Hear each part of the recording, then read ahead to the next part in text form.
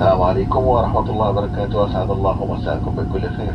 نضفت القيادة قائد الطائرة أحمد الجبري يحييكم نيابة عن خطوط الدول العربية السعودية. زملائي في غرفة القيادة كابتن أحمد علوش، كابتن فارس الشهري، مساعد قائد الطائرة كابتن يوسف خان، ومشرف الرحلة الأستاذ محمد بخاري، وكما زملاء اللاحون العاملون على هذه الرحلة. نود أن نرحب بكم المتجه بمشيئة الله تعالى وحفظه إلى مطار الملك عبد العزيز الدولي بجدة. نتمنى لكم رحلة سعيدة معنا إن شاء الله.